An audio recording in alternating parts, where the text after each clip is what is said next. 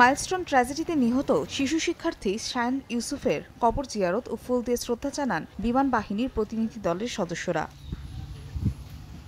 মঙ্গলবার সকালে লক্ষ্মীপুর সদরের বশিকপুর গ্রামে যায় উইং কমান্ডার মোহাম্মদ রেজাউল হকের নেতৃত্বে বিমান বাহিনীর একটি প্রতিনিধি দল। এ সময় শিশু শায়ান ইউসুফের কবর জিয়ারতের পাশাপাশি দেওয়া হয় গার্ড অফ অনার। বিমান বাহিনীর পক্ষ থেকে শিশু শায়ানের পরিবারকে সব ধরনের সহযোগিতার আশ্বাস দেওয়া হয়। ঘটনার জন্য আমরা সবাই ব্যথিত।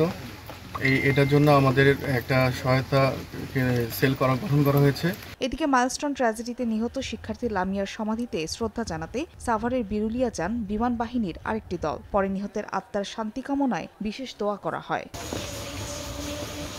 শরীয়তপুরের ভেদরগঞ্জ উপজেলার মাঝিকান্দি গ্রামে নিহত শিক্ষার্থী আব্দুল্লাহ সামিম এবং নারায়ণপুরে বিমান দুর্ঘটনায় নিহত তাসনিম আফরোজ আয়মানের কবরে সামরিক মর্যাদায় শ্রদ্ধা জানায় ১৬ সদস্যের একটি টিম। নিহতের আত্মার মাগফিরাত কামনা করে বিশেষ দোয়া করা হয়। ফাহরি ফারজানা, সময় সংবাদ।